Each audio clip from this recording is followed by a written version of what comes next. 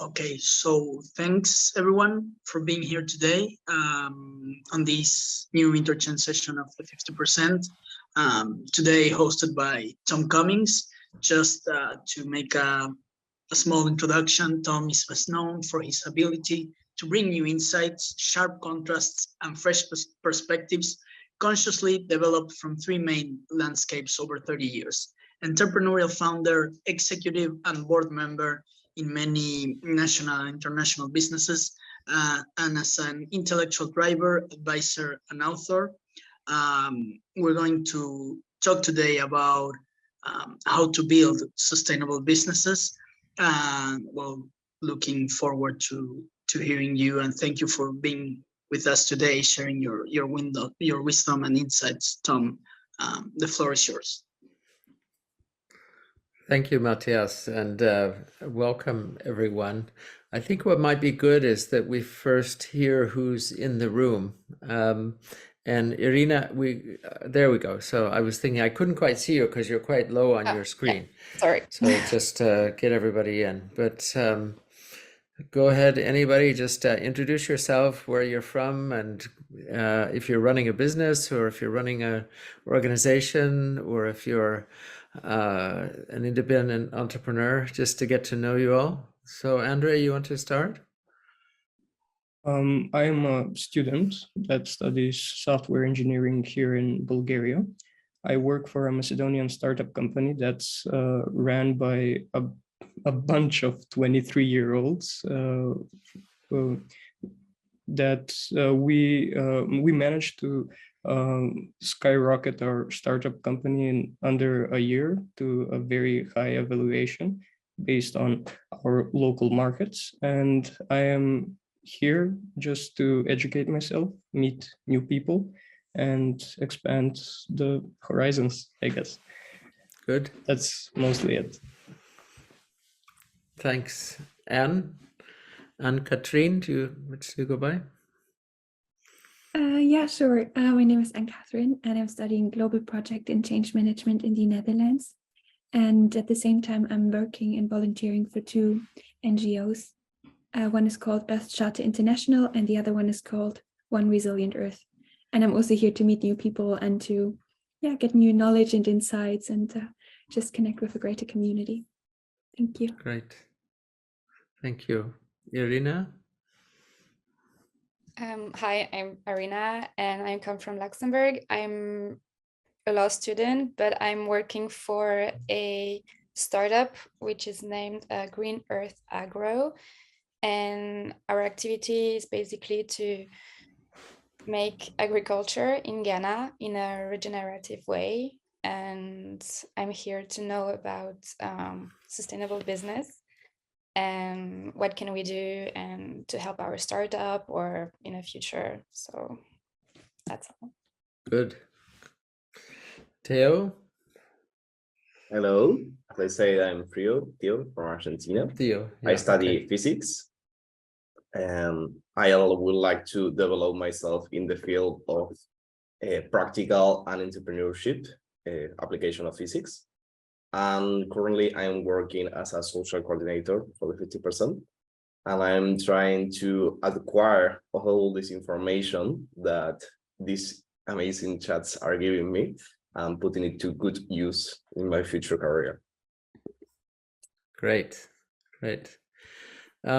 Lucia? Okay.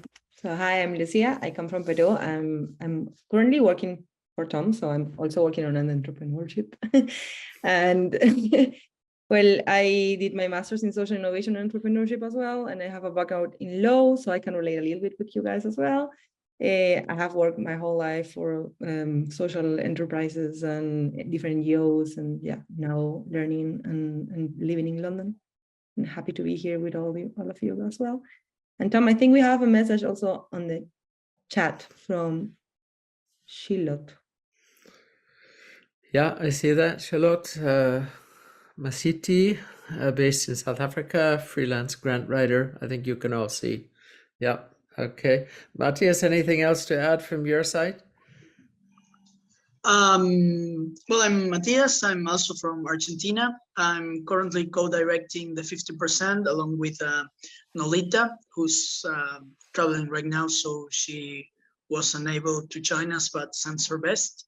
And I'm not currently working on businesses on the private sector, but I've worked in a startup company, in an entrepreneur business that delivered basically fruits and vegetables door to door here where I live.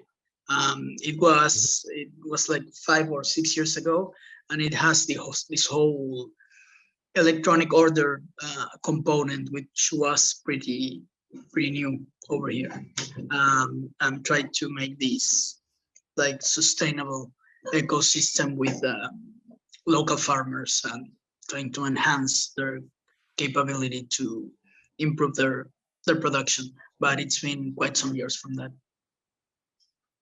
Good. So I think we can keep this fairly informal. I'll set out a few thoughts and ideas, but I really want you to interrupt if you feel like interrupting. If there's something you don't understand, just say so. And Charlotte, if you're communicating via the chat, you just type things into the chat and we can respond there, or anybody can type in the chat for that matter. Yeah, so that's great.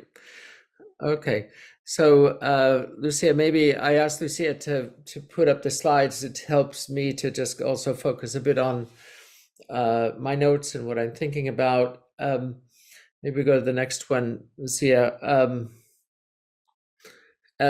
As Matthias highlighted, these are some of the things that I have done, but I have to say, if I really think about who I am, I have been kind of entrepreneur, academic, consultant, executive, weaving between these different worlds. And I've done that over my life in a quite conscious way, because I felt I always wanted to take different perspectives and I wanted to be a change agent in different settings. So just, as you are all kind of starting out in your career, I find that it has been so helpful for me to be able to look through different lenses and whatever it is that I've done, because it makes such a difference in terms of understanding. When people say things like you need to build empathy or you need to understand what it's like to be in someone else's shoes, I think it really does matter if you actually have lived in those shoes a little bit. So seeing the different perspectives I've in, and I've actually not listed the clients that I've engaged with over the years, but my orientation has been to have a green and social tint in whatever I've done. I mean, it may sound funny to see that I was at Shell International.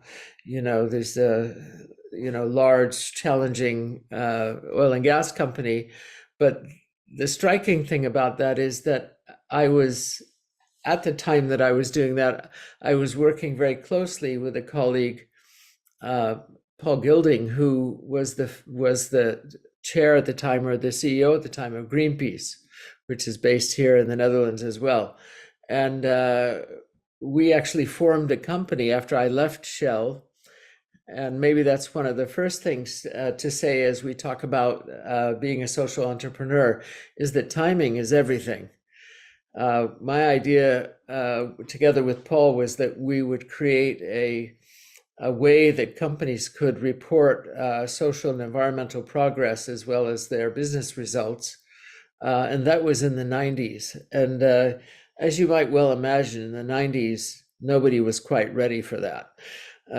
It's interesting that it is more the norm now, but in those early days, we tried our best, but we really didn't manage to get where we wanted to go. So timing is everything, and you may have great ideas, but you have to sort of see how ripe the market is. The other thing that I would say in starting off is that I had all those, I'll say, rough jobs also in university, where one of the things I learned was that you really can't make the change you want to make if you're an unlicensed agent of change.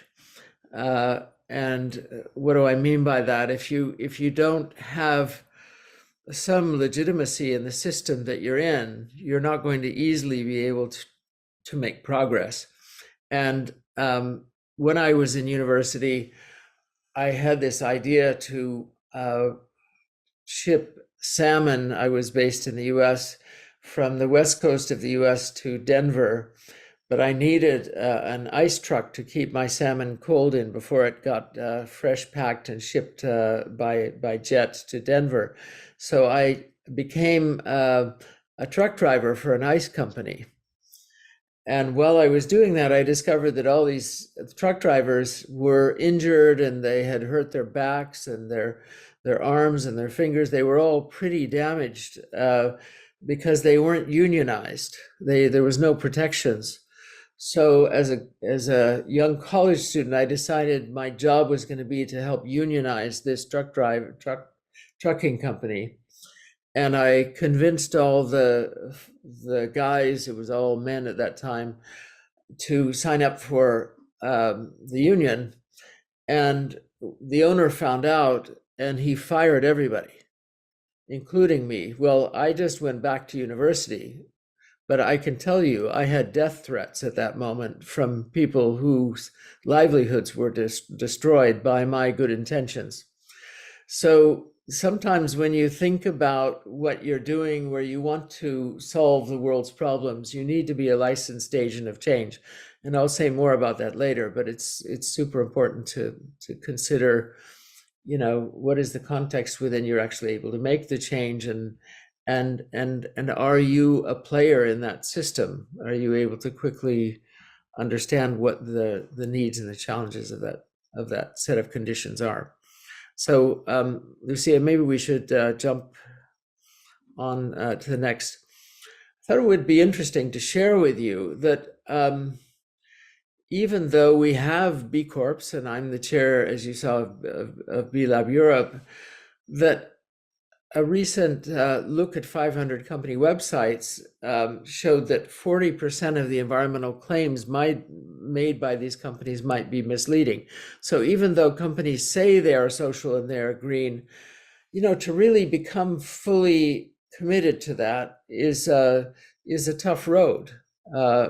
When they looked at B Corps, 256 of them, they saw that only a quarter of them actually had business models where there was a social environmental mission that was well integrated into their, the profit-making part of their business. And, 59% of public companies reporting to the Corporate Disclosure Project put management incentives in place to improve environmental impact, but only 30% of private companies have done so.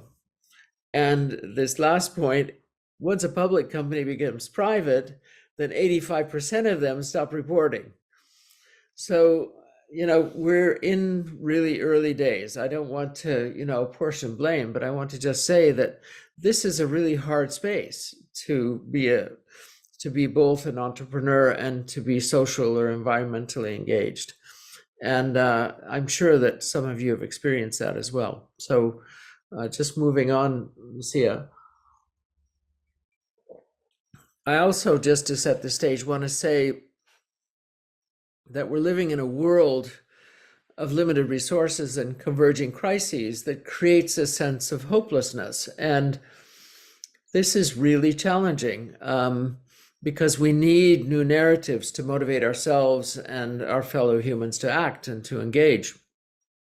And my feeling is that whatever else I say today is that when we tend to look out and say the world has lots of problems, one of the best things to do is to turn the camera on yourself and think, what is my narrative? What do I use to sustain motivation and energy?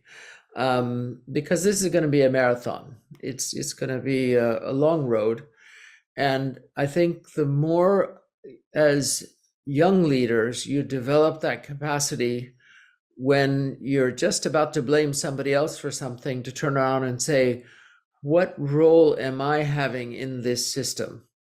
What effect am I having on other people and the ways in which things get done? Not to blame yourself, but to really improve. In the work that I do, which is around transformational leadership, there are really three conditions that are important for transformation or transformational learning. One is feedback. If you can't encourage and develop feedback around you, you're not going to learn and evolve. All living systems, I don't care if you're talking about plants or if you're talking about, the Earth system, are based on feedback loops. And when there isn't feedback, then that's when things die. So cultivating great feedback loops as an entrepreneur is super important. Second is that it's important that you reflect on what you're doing, and there's a real important aspect of reflecting after you've done something, but it's also good to be reflecting while you're doing something. And a simple way to do that, if you're taking notes, is to draw a line down your paper. If any of you use paper anymore, you might have to do it on your computer. And on the left-hand side, keep track of some of the thoughts and ideas that are coming up today. And on the right-hand side, notice what you are thinking or what you're feeling or what's your experience, right? You want to keep these sort of twin tracks open all the time, because the cultivation and the development of that capability is one of the things that you'll need if you're going to be both an entrepreneur and you're going to work on social and environmental challenges. You need that ability to kind of notice yourself as you're engaged and in the system that you're operating in. And the third is that we come from education systems that kind of require us to know everything, and you're not any good unless you know lots of things. I would say it's just as important to have curiosity and be wanting to learn things as much as knowing things. And the challenge there is that you got to admit when you don't know something. And quite often you'll probably see it among your colleagues and friends, is that, we tend to, not want to talk about the fact that we don't know things, and that we want to, and we need to ask lots of questions to start to understand what are those dilemmas that we're dealing with. Because most of what we're faced with now are emergent properties, new combinations of factors that are affecting our ability to, get anything done, and that requires that we have some sense of consciousness about what it is that we know and what we don't know, and that we're able to ask questions. And the tougher the questions, the better sometimes, because none of us knows as much as all of us. So Lucia, maybe next slide. I also wanted to give a shout out to the Club of Rome, because they're one of the initiators of this project, and I've been involved in this project called Earth for All, and I think it's really valuable as a young entrepreneur that you take a systems perspective. And I will continuously come back to the idea that there's a set of system conditions. There's also a set of relationships, you could say, the way we organize and organizing principles, and the way we build and develop strategies. And then there's a level of what I was just talking about, the personal and the individual development. And my sense is that we have to cultivate all three of these levels all the time if we want to be effective entrepreneurs and leaders. And this particular graph or picture is showing what the Earth for All project has been about. It's to think through a new model that explains the interaction between economy, nature, and society, which involves looking at planetary boundaries, economic and financial opportunities, economic investment cycles, it's one of the most complex models in the world, but it's also a dynamic model, which is quite different than what a number of economists use, which is more of a linear regression model. And the reason I put this up is because I think when we talk about a systems view, we want to talk about how things interrelate to other things. And I think developing this capacity to be able to see interrelationships from this macro perspective is super important as a starting point. And you don't have to go into the complexity of this, but you can tune into what are the big themes that are underway that we need to pay attention to. Why do I say that? Well, because for any of you that have studied strategy, you know, the history of strategy and strategic thinking has been built on assumptions around whatever our competitors are doing. We have to be, you know, finding ways that we can have a better business model, a better mousetrap. And what's happening now is we're not only calibrating our strategies on the industry that we're in, but we're working at cross sections of industries, right? An iPhone didn't come from one industry, it came from several. And we're having to calibrate our strategies on how the Earth system is shifting and changing, right? Because we're, I like to say, we live in the test tube. You know, we can no longer, in the industrial age, we could talk about you know, nature as something that we extracted from and that we were outside of. Today, most of the conversations are about, you know, that we're living in this test tube where everything that is happening, we are part of that living system, and more integrated than we had past really conceived of it. And that makes a big difference in how we look at things, because you're then bumping up to a level of wider system, which is existential, full of these existential threats and these converging crises. So, you know, again, you might just say, well, I'm just an entrepreneur in my place in, you know, somewhere in the world, but we're all faced with these challenges. So, Lucia, maybe we move on.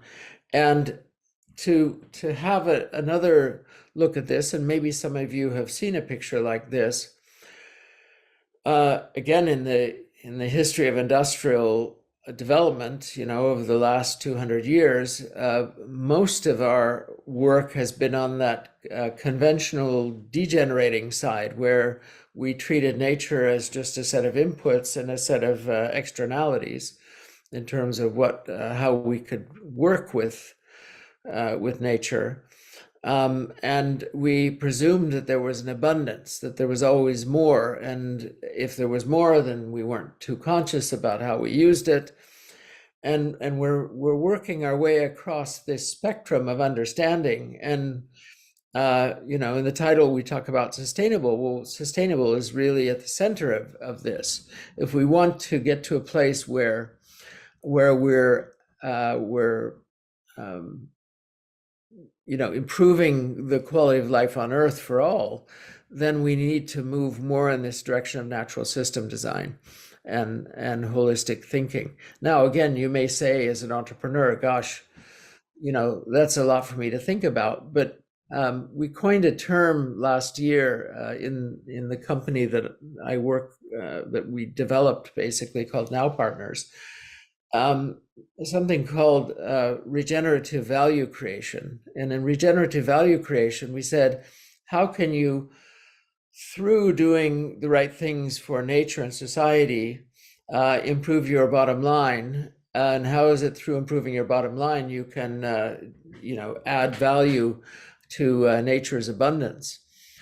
And I think that this is a shift in thinking. I think the old way, I mean, old way as in, you know, when Al Gore first started talking about these things, you know, he framed things as an inconvenient truth.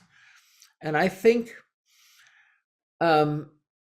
what that did is it set up the conditions to make everything hard.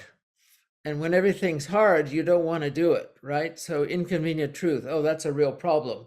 as opposed to convenient opportunities that now exist in the regenerative space. And so the first shift in the work that you do is a mindset shift. It's seeing that the cup is half empty and half full, but choosing half full, right? You don't deny the half empty part. You don't, say, well, I'm just now going to go full on and go for the things that are good and healthy. You've got to be turning the brown into green while you're improving the quality of the green.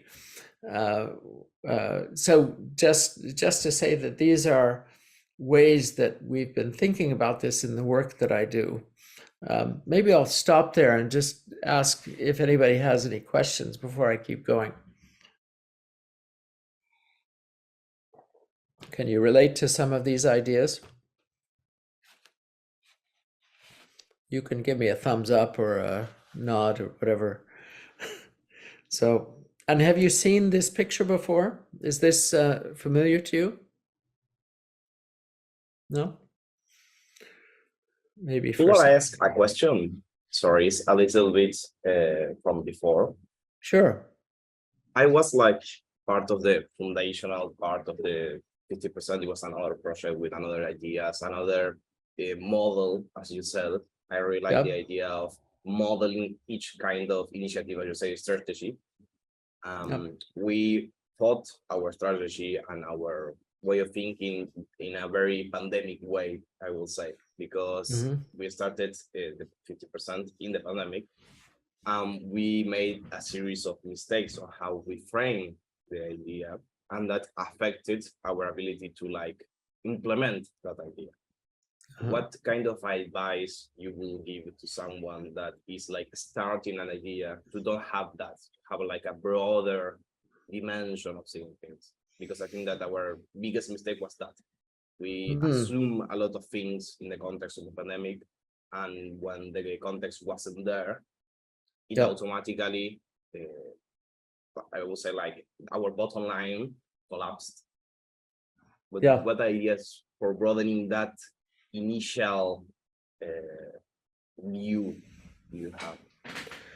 Well, you just described Silicon Valley Bank as well, right? So, there are big boo-boos as well. Where they basically they assumed a set of conditions, low interest rates, and then once the interest rates started to change, they weren't responding. And so I think there's an old saying that strategy is the tension between your past and your future, your history and your future, right? You're having to make choices about, should we base what we're doing on what we know from our history, or are we going to try to step into this unknown space and let go of some of our assumptions of what we thought was going to be the case. So I think, in my experience of this, when people say face the brutal facts, that's really true. And it's hard to do because you have to be really honest with each other, and you have to all agree, yes, what got us here is not going to get us there. So the capacity to reframe your thinking is super important. There was a company in Silicon Valley called Autodesk, which started out as making computer boards, and their CEO could see that the world was moving towards more and more complex chips that had higher density, and the price point was sort of following the classic curve, and they were making the wrong product. And he would write a letter to everybody, and it literally saying, I think we need to now go there,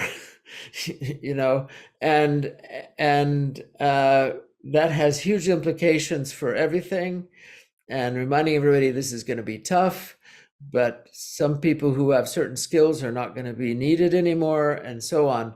And just that brutal fact-facing, brutal, made such a difference in their success, over time. They became one of the largest, 3D renderers of architecture in the world at some point, because they kept evolving. There's an old piece of research that was done by one of my mentors, Ari de Hoost, asking the question of, how do companies live to be 100 years and beyond? And he saw 4 qualities that were really important. He said, in conversations he talked to many, many companies, and they said, first of all, they see money as oxygen. They don't see it as the end of what they do, right? It's like the bloodstream. It's what keeps them alive. But if you make money the end, then you're not focusing on your purpose, and you're not focusing on what you designed your company to do. The second is that the companies that lasted more than 100 years, they weren't too concerned about what they made or did in a funny way. I mean, even though they were committed, they would be investing in alternative possibilities all the time, Diversification. And you've heard the old saying, make mistakes fast. And actually, in the quality management era, we used to call those errors. When you make an error, that doesn't sound as bad as making a mistake, right? And and one of my colleagues said once, well, the difference between an error and a mistake is that a mistake has a time delay and a lie attached to it, right? That quite often I gaslighting that you did to yourself. This is going to be fine. So if you make an error, you can mid-course correct. And in fact, all systems and all systems models are full of errors and error detection schemes and ways of building in resilience. So anyway, back to this study, the third thing that they noticed was that that these companies had strong cultures because people were honest with each other in the early days, and they set out real rules of the road and real value statements about what they're doing. And the fourth thing is they tolerated, putting it bluntly, people who are a little crazy. They tolerated people who were not like them because they could see differently, and they acknowledged them, and they listened to what they had to say. So these are some of the things that maybe come to mind as you're thinking about this. And I have to say, if you really tank your company, and I've tanked companies, it's emotional and it's devastating. And then you have to rip off the rearview mirror and get on with it. There is just something about letting go and going forward, and chalking it up to the university of life, and getting on with it. And that's hard because you lose money, and you can even lose you lose respect or whatever. Here in the Netherlands, people admire America because they say, well, entrepreneurs can fail in America. And then I tell them, well, it's a really big country. They can go somewhere else. That's quite often. Go to the other coast and they are fine. So it's not so easy now because everybody's on the internet. But anyway, those are some thoughts that come up as we're talking about this. Shall I continue a little bit? Thank you very much. It was a very good answer, and I will take note of those 4 ideas. I saw a lot of the parables, I would say, like the ideas really framed in what happened and what happened after. So I would say they are very applicable. Thank you very much. Good. Well, yeah. And don't beat up on yourself. That's the worst thing you can do. Go out in the woods and just shout or something, One of the, go ahead, Lucia, we'll go to this. This is a very simple graph, but I put it on my, one of the best writers on social entrepreneur business and kind of a a founder of the field is a man named Charles Handy. And if you haven't read Charles' work, it's really well worth it. Lucia and I had a chance to visit Charles, and he's getting up there in age now. But one of the first things that he said to me and to this group of us who were sort of in a position like you all are now is he just went up on the chalkboard and he drew these two S-curves.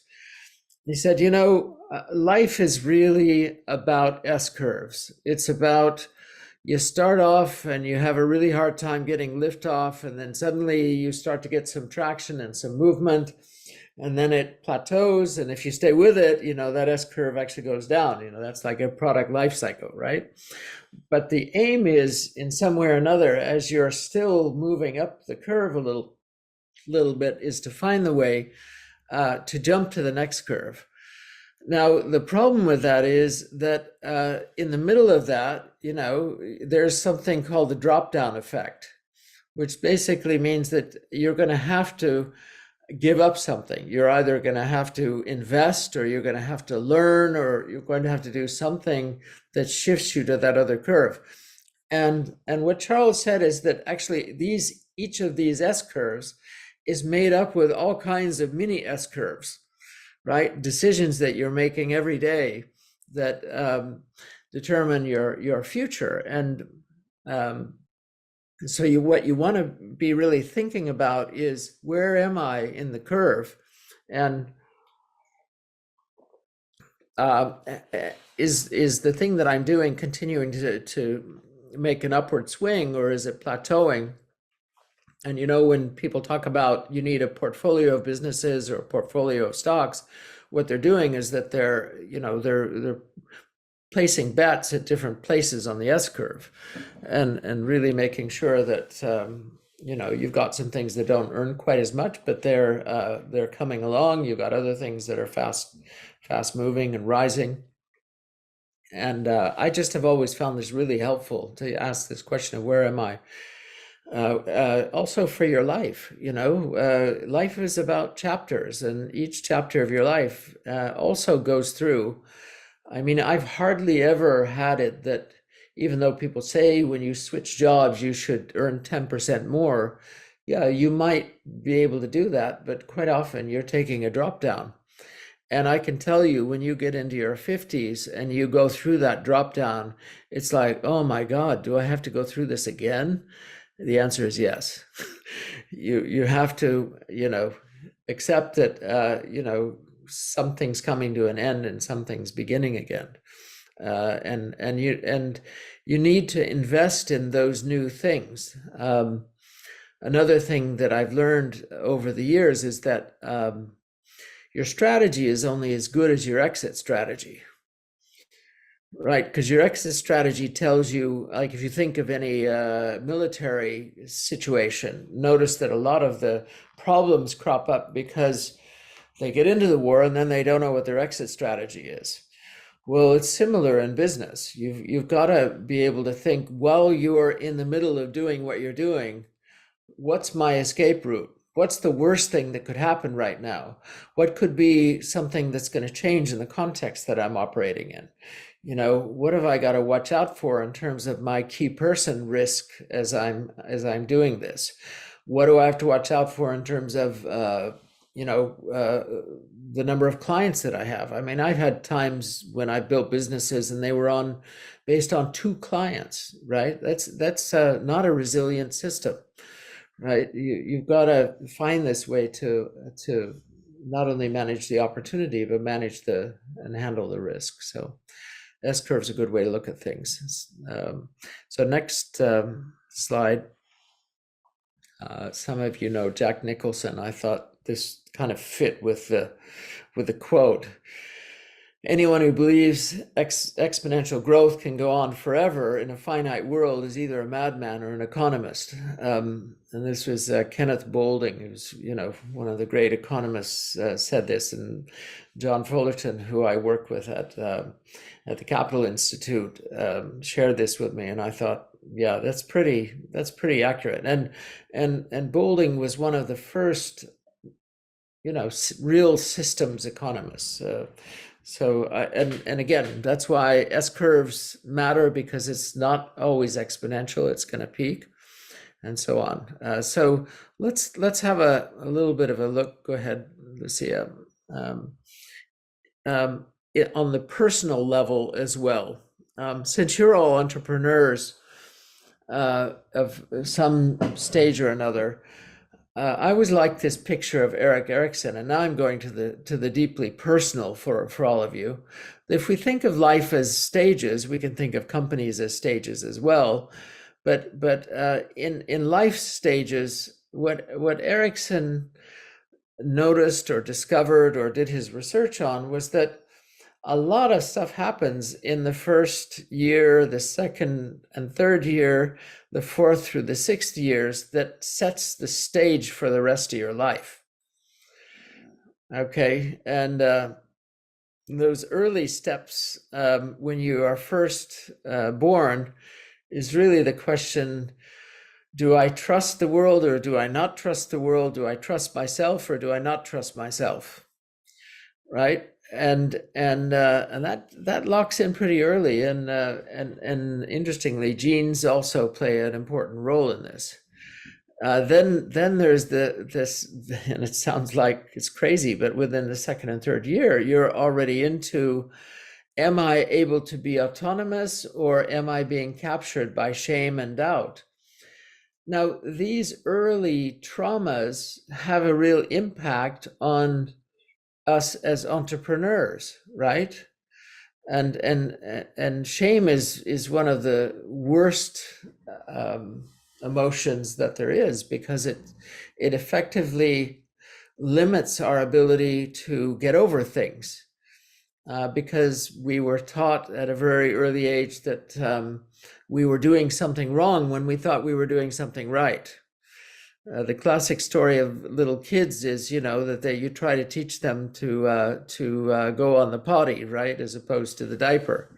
It's a big transition of that period. Well, if you keep saying don't go in the diaper, and then the kid does something on the floor, and then you shame them, they're getting the wrong signal, right? They think, hey, you were telling me that I'm supposed to go outside the diaper. You didn't tell me I had to target it, and you can ask, why am I talking to a group of entrepreneurs about these things? Because you got to deal with your demons, because everybody has traumas. Everybody has things that they go through and that didn't work out in your early days.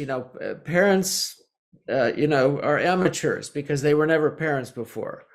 So you got to find ways to face your demons. And I think as an entrepreneur, the more you can know what stage you're in your life, and if all of you are somewhere between 18 and 40, you've started to form your identities.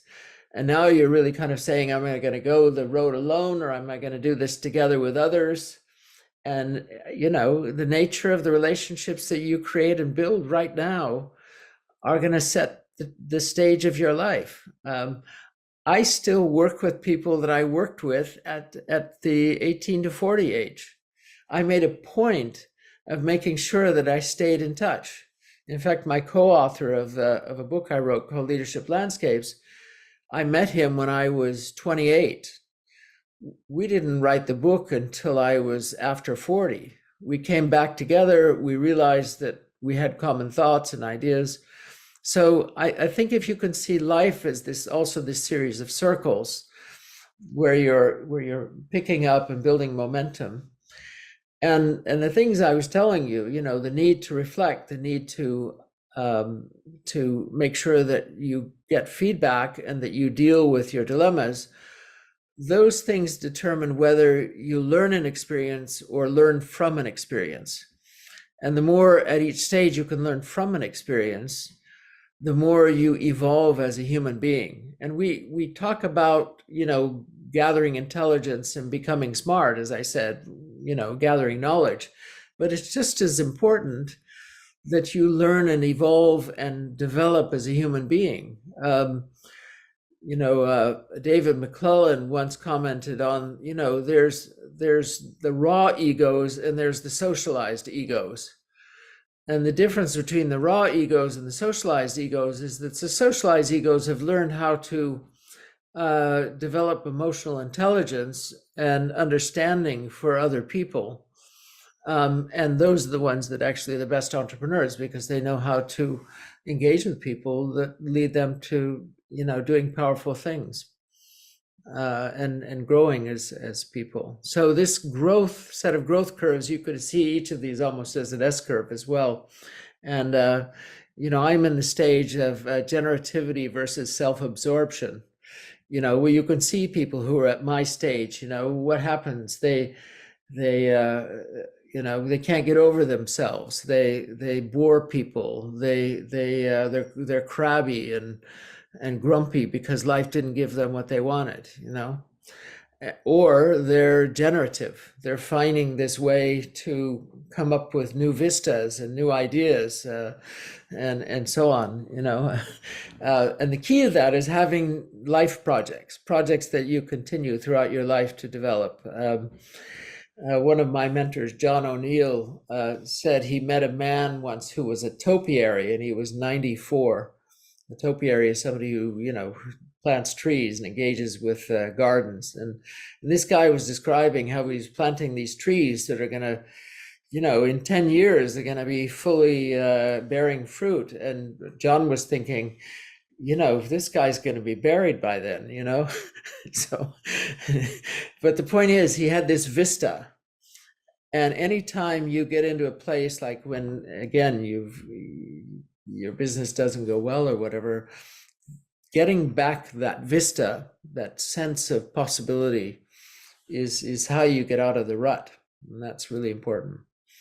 So this is a very personal slide that I'm sharing with you, but I think if we're talking about sustainability, first of all, we're talking about the sustainability of our life's process, and we build on that. So, okay, I think this is, you can go ahead and click these through. Thanks, Lucia. One of the things I noticed early on in my career is that people pay attention to different levels of communication, but quite often they only pay attention to the top levels. They're working on the mission, the vision, the strategy, the purpose, or the procedures. How do you get done what you want to get done by building structures and roles and controls and so on. But then they're not paying so much attention to the behavior, the internal world, and the kind of the script that person's kind of hardwired side of themselves. And what do you think happens when they don't pay attention to those lower things? Anybody? Failure. I think they don't get as much out of the business as they would otherwise, because they don't pay attention to how people really tick. Now you can say, gosh, this takes a lot of effort to actually get to know somebody on a fairly deep level. But in every workshop that I do when I'm working with senior people, one of the first things I do is I ask them to come the evening before the workshop, mainly because I don't like it that people come wandering in at 10 o'clock when we started at 9. But I also have the thought that what I really want people to do is to get to know each other in a deeper way, understand their stories, the kind of the core narratives of their life. I was working with a South African insurance company at one point, and there were 3 black leaders and 3 white leaders on the board, and they had worked together for 7 years, and none of them had told one another their life story. And I was really curious about that, because I started thinking, oh, this will go very quickly and we'll be able to talk before dinner and then we'll be done after that. We talked till almost midnight. And what we discovered was that all of the white leaders were embarrassed to talk about their stories because they were privileged.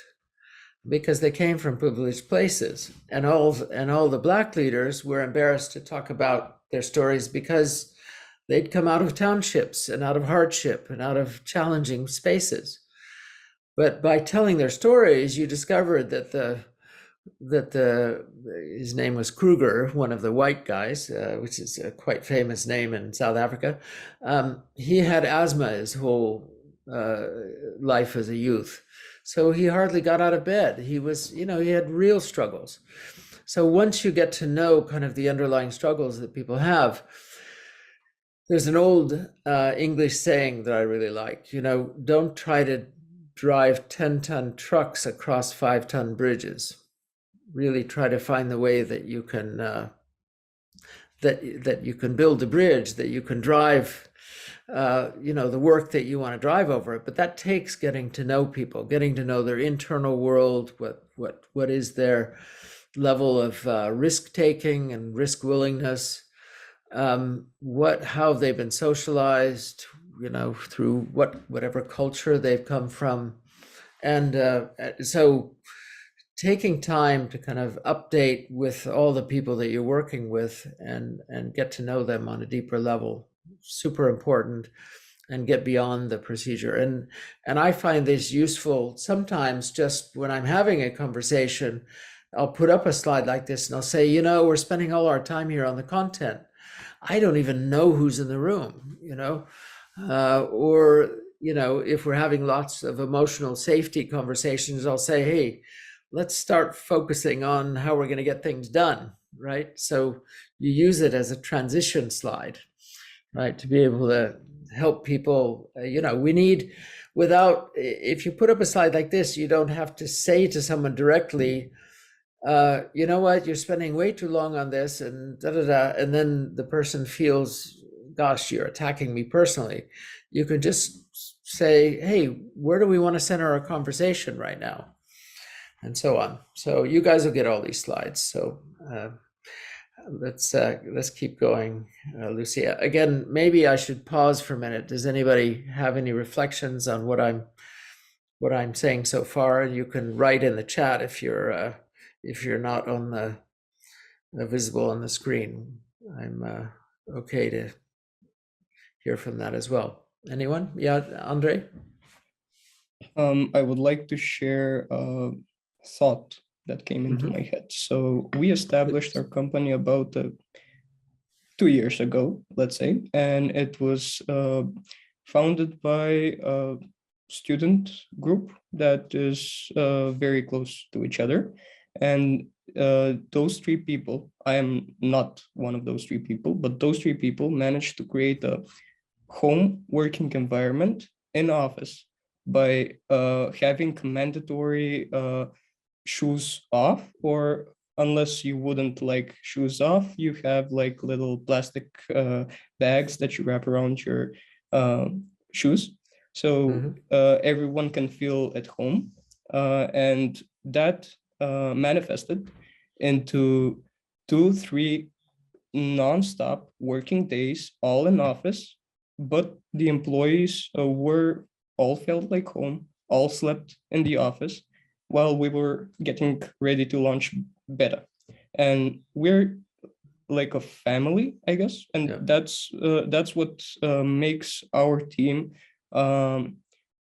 much more adaptive to the new world scenario, just because we managed to come so close that even financial redistributions, when COVID and everything hit, everyone was having financial issues. We managed to communicate in the team, so we can allocate our financial benefits to those team members that had troubles some months. That includes team members with families, with children, and that is a very nice working environment, and we haven't had one leave team yet. Fantastic. Well, that's a great story. I think one of the most important qualities of my life that you have experienced now is that when you go through something together with people, it really binds you together. Either it all falls apart or it binds you together to be even stronger. And I think the only cautionary thing I would say is, and I said it earlier, is making sure that you stay honest with each other. And why do I say that? Because the more you build relationships, the more you value those relationships over telling the truth. And you need to tell the truth too. Do you see what I mean? And that's where you're up in more of the, upper content and procedure things. You need to be a little bit transactional as well as being relational. And once you build the relationships, I like to describe it, it's not about you or about me, but it's what lives between us. And then at the same time, we've got to be able to shoot at that thing that lives between us, to test it, to build its strength, to harden it like steel. And that requires asking tough questions. So that combination of tough and tender is pretty important, because we all value relationships sometimes. I went once with my wife, she was my fiance then, to London, where Lucia lives, and she went out and she bought a really nice dress. And London at that time wasn't really known for its fashion sense. And she came back with this dress, and it was okay. But she said, "What do you think of my new dress?" And of course I said, "Wow, it's really beautiful." Why did I do that? Because I value the relationship. So we sometimes we're not as honest as we should be. And I've since learned a lot from just saying what I see, and and so on. It goes back to facing the brutal facts and so on. But it's a lovely story that you're telling, and I think it is really, it's the value that you can get from creating these rhythms of being together and these ways of working. It's powerful. So the next set of things that I thought I would do for you today is to really talk about some remarkable leaders that I have had the privilege of engaging with over my career, and even more recently, and that they all give me a kind of lesson that I think is helpful for life and for building enterprise. The first one that I'm sharing with you is Cristina Figueres, and Cristina is the sort of unlikely hero in the story of the Paris Agreement.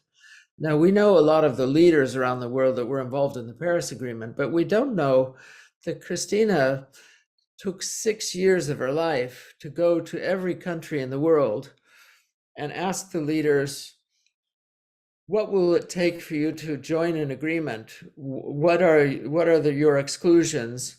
And what's it going to take for, if you show up in Paris, for you to be able to sign an agreement with others? Where can you compromise? Where can you draw? What lines do you want to draw? And so she talked to more than, the leaders of more than 100 countries. This had never been done in the IPCC gatherings, because everybody would just show up. All the leaders would come, and then they would, try to work it all out in the, 15 days or so that they were together. And then at the very end, the heavyweights would fly in, the prime ministers, and then many times they couldn't come to an agreement. And Paris became an agreement I believe, because of this woman's dedication to going the long road. And at the same time, her favorite saying is, "I was born with an alarm clock in my belly." So she could stress the urgency of the moment to each of the leaders that she was engaging with. And so I think as a leader who could create a kind of ecosystem, she's in my pantheon of remarkable leaders. And I think it's more and more the case that we can't build businesses alone, that we build them working together with other businesses, either value-added resellers or, you know, folks that can do particular pieces that we can't do ourselves. And, you know, if I look back, you know, 30 years, I would say we used to see businesses much more kind of hermetically sealed entities. And now we see it as much more flow. It's like amoebas that interact with each other. And she was really able to marshal the energy and focus and drive to a conclusion. So Christiana is in my pantheon of leaders. There are a few more here that I think each one of them kind of gives us a lesson. Rodrigo Rubido Alonso is a remarkable guy who lives in Santos in Brazil. And he came up with a way to get people to share their dreams and then actually build them. He and a group of architects coming out of graduate school got together and said, you know, architects are generally not very friendly people because they want to tell everybody else how to build something. And they flipped the model. They said, let's go into the communities and let's ask people, what's your dream? So they came up with this process. And if you look at any of these, I've got a YouTube connection here, but I think time-wise, I can't really show it at this point because I want to share a few more of these leaders. But have a look at this video and you'll see that he has very clear steps that he takes people through to realizing their dreams. And I've gone and seen some of his projects. You know, he'll go into a village and he'll say, what do you want? What are you dreaming about? And they'll say, we're dreaming about a community center. And then he gets everybody, you know, he gets chalkboards or he gets pieces of paper and he gets them to draw what this thing's going to look like. And then he goes out and together with them, he gets the money and then he has them play a role in building the community center. So it fits with a rule that I've learned that's so important, which is people become committed to things they've had a hand in creating.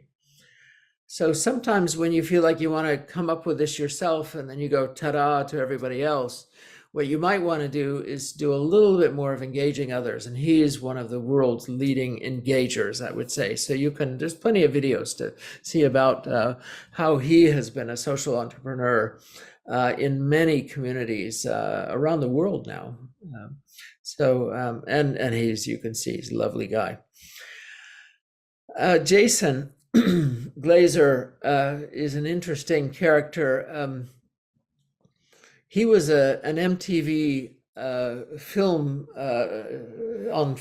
led film crews for MTV early in his career. And he and his friend Tom decided that they wanted to go make a documentary film in Central America about the challenges that banana farmers or banana pickers were facing. And when they went to the banana pickers said, hey, listen, we're doing fine. Go down the road, you know, on the Pan American Highway and look at what's happening in the sugarcane fields. And he went there and he saw people, you know, literally hanging in hammocks, dying on the fence. And he became compelled to create a business and a foundation called La Isla, which wanted to show how can you help people who are in the hottest parts of the earth to make sure that they don't end up with kidney disease and all kinds of other maladies. And what they discovered was that the sugarcane companies didn't want to admit that they were creating the problem, right? There's lawsuits and all these other things.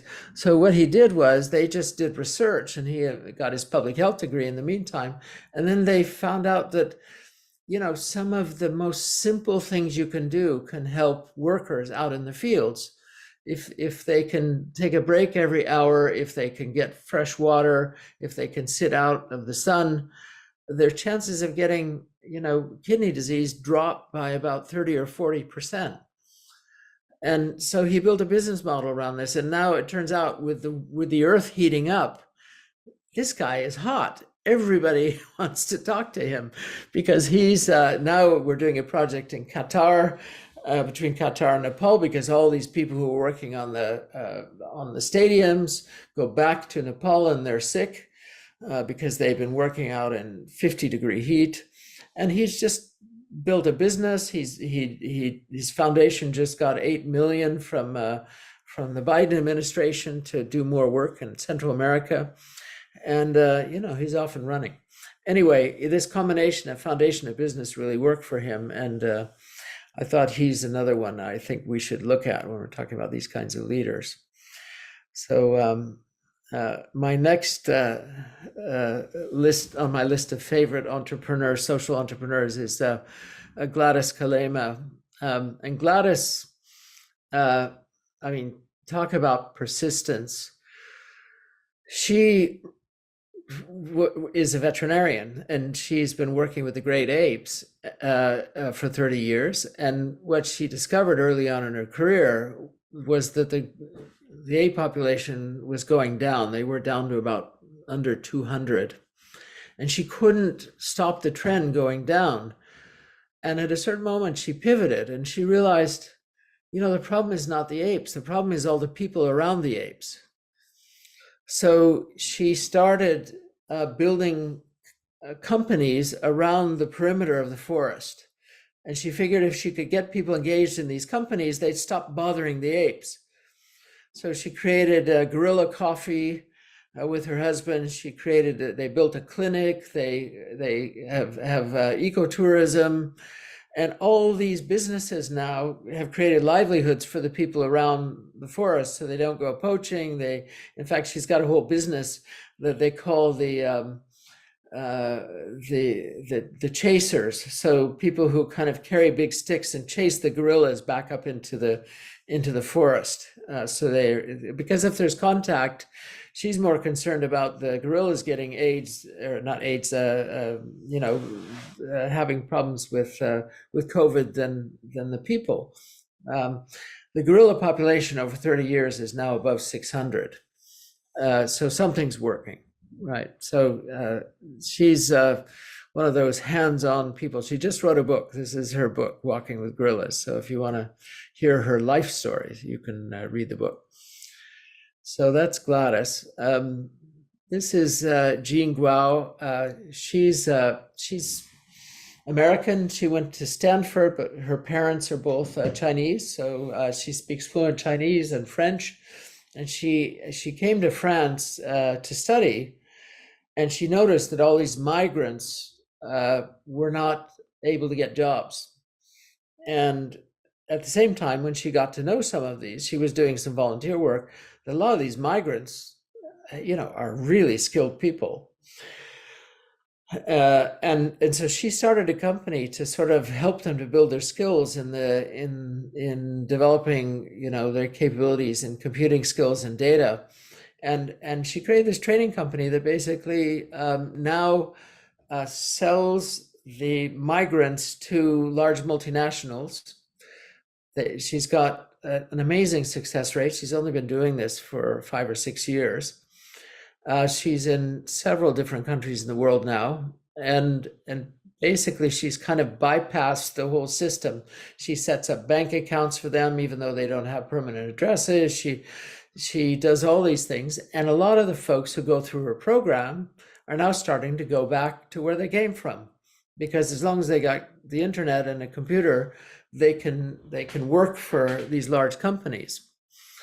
And this is really transformational work. And she operates this as a business, so it's a paid business. And then she gets foundation support as well. Because look, every government in the world is dealing with how do we take care of jobs for people. And she's really on top of this, and she's working lightning fast. Yeah. Okay. Good, Shirley. Thanks for coming by. Our next member of the entrepreneurial pantheon is a woman named Nitya Ramanathan. And she runs a company called NextLeaf.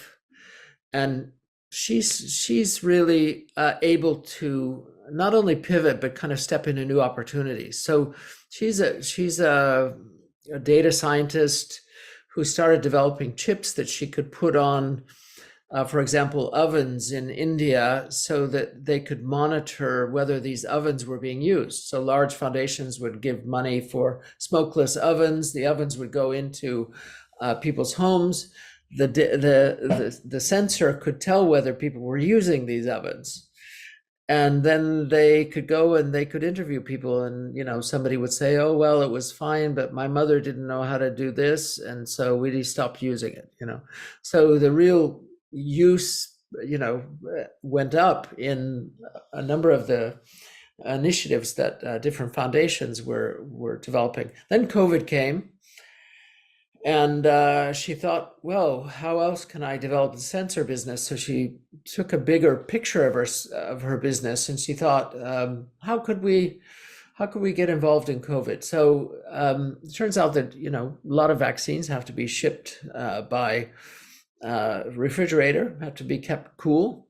So they developed a sensor to monitor whether or not the vaccines were staying cool. And in the process, she became part of the COVAX team. She got big sponsorship from the Gates Foundation, and she started having conversations with the public health ministers, who were being bombarded by the Googles of the world and other companies saying, we'll handle all your data. And she's been one of the people to say, no, hold on to your data. Be very careful. So she's now an advisor to governments, as well as all the other things she's doing. But I'm just amazed at her ability to adapt and evolve and shift, and she takes her team along with her. And you can find a great TEDx that she's done, which I think you'd all enjoy. So that's another one. Anna van Eysden is a really challenging case, because she started this company called Paper on the Rocks, which makes paper out of stone, because she wanted to say, let's stop cutting down forests to make paper. We can use forests for certain other things. It's a renewable resource. But you can develop paper from stone, and it uses 60% less water and has all these great properties. In the middle of her building her company, she gave birth to her second child, and then had a stroke, which basically took her out, and she luckily, it was the kind of stroke that you can recover from. She was describing it to me, and she's nearly fully recovered now. But it really completely changed the way she thought. She said, wow, life is precious, and I've got to make sure I'm there for my kids. So she's decided that not only is she building Paper on the Rocks, but she's helping to go upstream and build a new factory because they need more paper, and go downstream and create a movement to evolve the paper industry. So she's created an association of non-traditional paper products made from other sources, so bamboo and so on. And so she's in the movement building business as much as she's in running her own business. And she let go of a lot of things. Her brother stepped in when she became ill, and he's kind of become the lead now, and she's super happy to work alongside him and build these other things. So incredible. Again, I'm just showing you over and over again, these are folks who are resilient, they're capable. As I kind of wind up in the next 10 minutes, maybe Lucia, we can keep going. I want to mention one project that I was responsible for when I was in Unilever that I think helps to understand, as a social entrepreneur, one of the things you want to try to do is to tap into a universal need. In this case, Dove, the Dove brand was a kind of outdated soap brand, and a Brazilian woman, Silvia Lagnardo, was asked to come run the Dove brand. When she stepped into that job, she started investigating cosmetics because that's where they wanted to go. And they realized that when a woman opens a magazine, her self-esteem drops by 30%. Look at a fashion magazine. And she said, I don't want to be part of a business where a woman's self-esteem drops. I want people to feel good about themselves. And so she almost quit her job. She was in a leadership program that we had set up. When I was head of learning there. And then another Brazilian guy on the team said, well, Sylvia, we just have to reinvent beauty. How do we create beauty in a way that people feel good about themselves? So the Dove campaign was launched, the Real Beauty Pledge, and so on, and the rest is history. But it set the tone for all the other cosmetic companies and people working in the beauty field, and a lot of the social entrepreneur companies that are B Corps now have really followed this incredible shift that Sylvia was able to make happen. It didn't come easy. When they first proposed this to the board said, Sylvia, we just want you to make cosmetics, we don't want you to change the world. And then she went back and she and her team, they thought, how can we convince these guys that beauty is relative? And they got pictures of all the children of the board members and went back and they said, okay, we're going to do a little quiz. We want you to see these people. And we want you to tell us which ones are the beautiful ones and which ones are not. And they had their hearts, right? And also they could see what's beautiful is different. And Theo is commenting, yes, lateral thinking, absolutely. So so Lucia, we can go to the next. So we're winding it up. Actually, Lucia, you've been so good at pushing the slides. I'm going to ask you to describe this because you and I have worked with this, and you did a lot of work at your program at LSE to build theories of change and canvases. So Yes. why don't you take this one over? Thank you, Tom. So most of you, I'm guessing, have already seen a theory of change before. And why we think it's important is because if you are thinking of doing a sustainable business or a social business, you have to be clear about the impact you want to achieve and also what's the problem you're trying to solve. So if you are thinking of doing a social business, you need to have a theory of change. And even when this is a tool that most people know, the best way of feeling this tool for us that we have been learning and using this for a while now is start with your problem. You have to be very aware of what are you trying to solve, because otherwise, no matter what you do, you're going to have to pivot your model over and over again because you don't identify your problem. So first, identify your problem. And then once you have your problem, you have to think about your impact or vision. So how are you going to solve that problem? What would be the best scenario if your problem didn't exist? How would the world be? And then jump from there back. So what do you need? What needs to happen in the next 5 to 10 years to have this impact? What needs to happen in the next 3 to 5 years? What needs to happen in the next 1 to 3 years? So what outputs do I need for those outcomes? And what activities do I need to do to have those outputs? And what inputs do I need to create those activities? You see, you go back. And then, since we are thinking of an ideal situation here, we also need to take into consideration risk assumptions and external factors that could end with our dream, because it's very important also to think about things that, like, I don't know, a pandemic or something like that. And how would we manage that? Okay. So this is just a tool. Maybe just to say, in the strategy field, the research shows that 50% of your success depends on those risks, assumptions, and external factors. Right. Yes. So, and I think what Lucia and I do is we try to show entrepreneurs how you iterate back and forth with this, that it's not a linear process, so that you have to kind of, you start working on both ends and then you start to fill in the middle. And the middle is your real hunches and assumptions about where you think things are going to be and what are the rough spots you're going to have to go through and what has to shift in technology for you to actually make something happen, or so you get out all of those understandings that everybody then can agree on in terms of your theory of change, of how change is going to happen. Yep. Yep. So, and then we have one more graph, I think. Yeah. And this is actually filled in with an Argentinian project that's called Kiwi. So if the guys from Argentina might know about this one, because we use actually this model for our LSE project. And so the social business canvas use a lot of elements of the theory of change. It's a canvas, a business model canvas. But the idea in a social business canvas is that you also put your mission and vision here, as well as your social goals, because those are your main targets when you're doing a social business. Otherwise, you're going to forget about this, and you're going to become a regular mainstream business with CSR, which is also nice, but it's not a sustainable social business. So this is also another tool that you can use.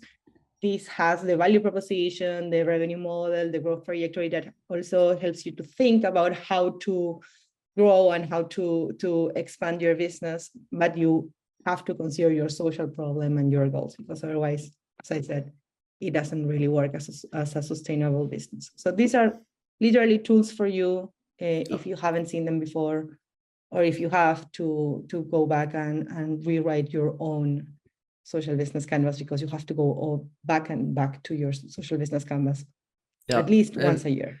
And in the sequence of working on the theory of change, then the canvas is a powerful one. So because one is really the framing of then all the things that you need to be paying attention to. And I like to think of this as like cultivating a garden. You know, you got to be working on several different things at once, you know, and that's maybe the best way to think about it. Okay, maybe we've got a couple more slides, but we'll go quickly. In bringing it all together, one way to think of this is that you're building your ambition and your business on these three levels that I described. You're developing yourself, you're developing your relationships and your organization, and you're being conscious of this wider context. And you try to do this by paying attention to your purpose, right? Your values, and I always think of the values as like the signposts on the road. You know, this is what we accept and tolerate, and these are our guidelines, and then the behavior, which is the way we act every day.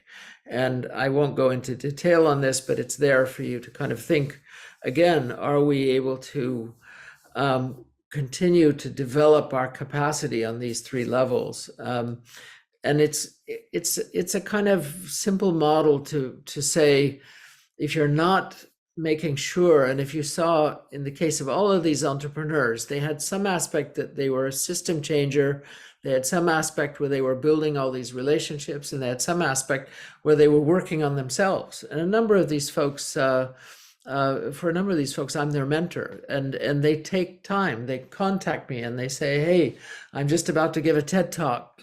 Talk me through this. How do we do this? And so on. So, and then the last slide is just to say, what are the conditions that drive motivation? Well, know your own mission and your own enduring commitments, as I said in the beginning.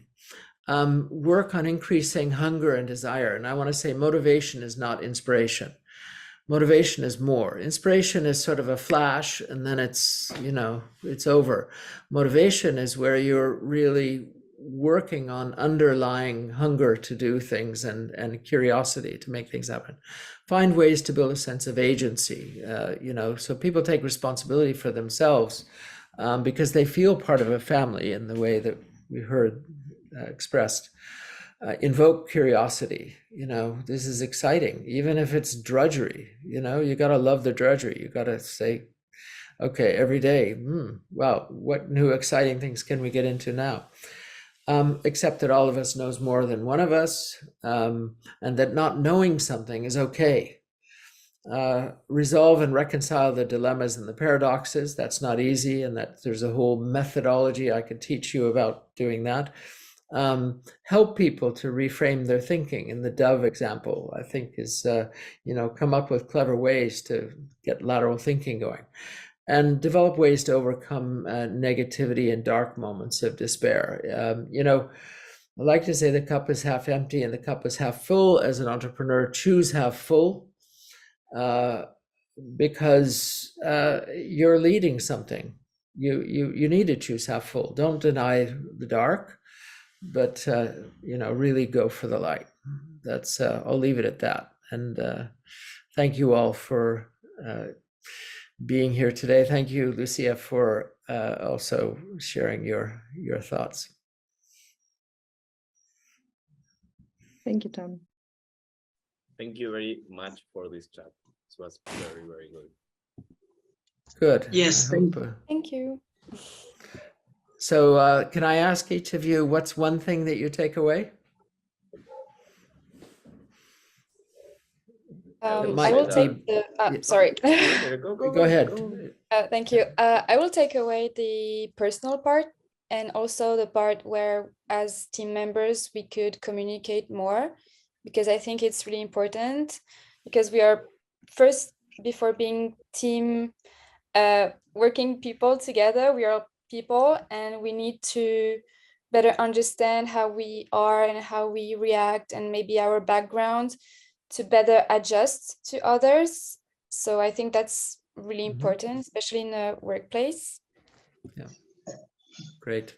Yeah, super important. If you do just that, strangely enough, I say strangely enough, but it is transformational, because we go from seeing people as a means to our ends, or as reciprocity, I do this for you and you do this for me, to again something where we're sharing something, where it's a shared effort,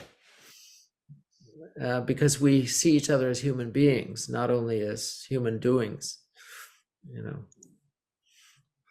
So, yeah, others?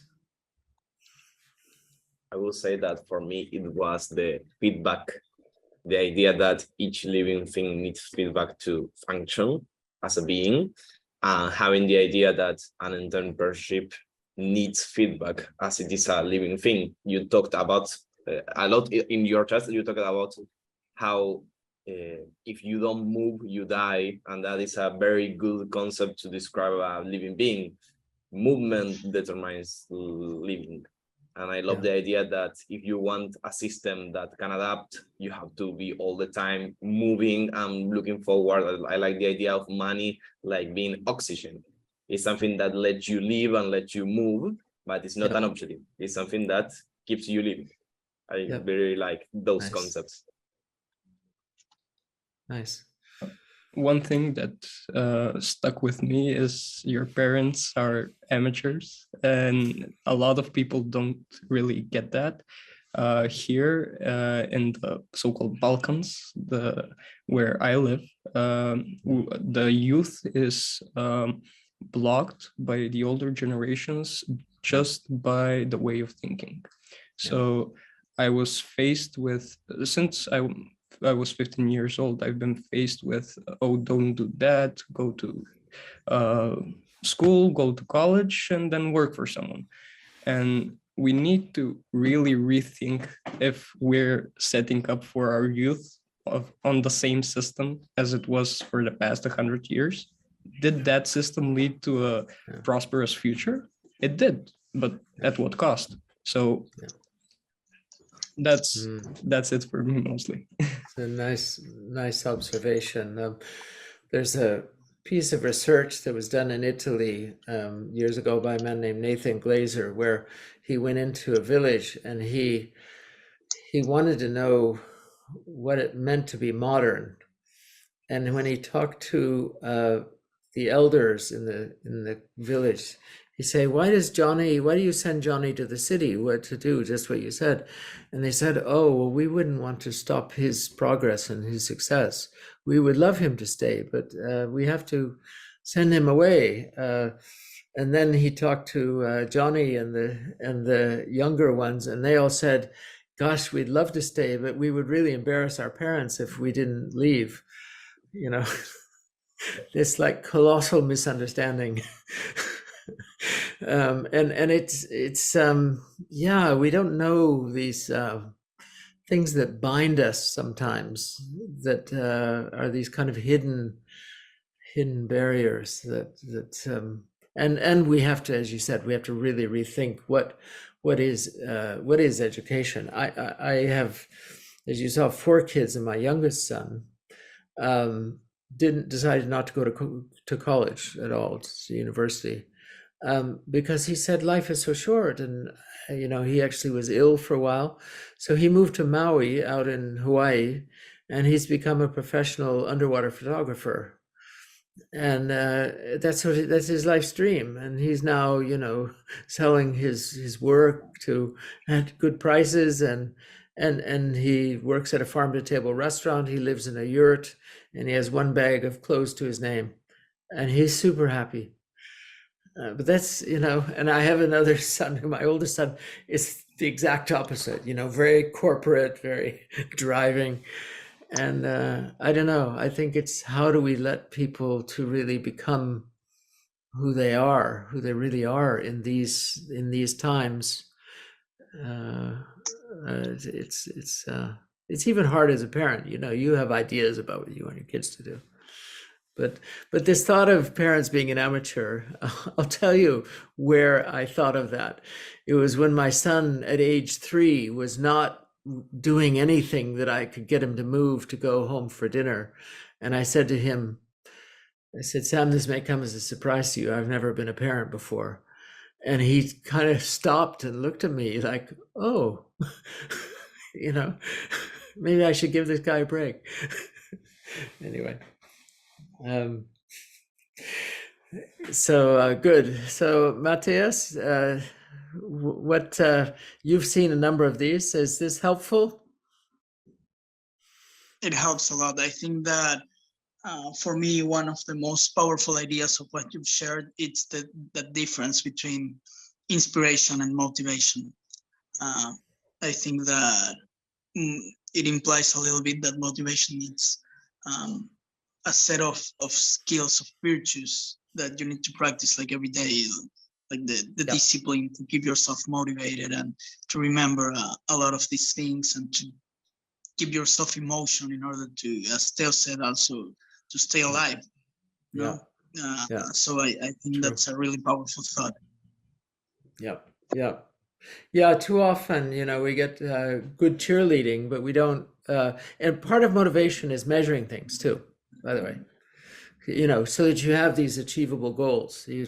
Part of what Lucia was showing, there's these 3 time spaces give you a kind of stretch vision of where you can be. And the point is, in business, quite often we focus on targets, but we don't focus on aspirational targets, right? So then when we don't hit the target, we feel really bad.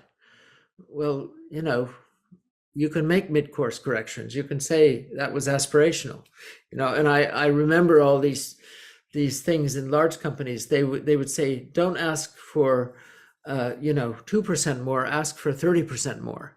And then when people get 9 or 10% more, you're doing really well, right? That it's just these stretch goals.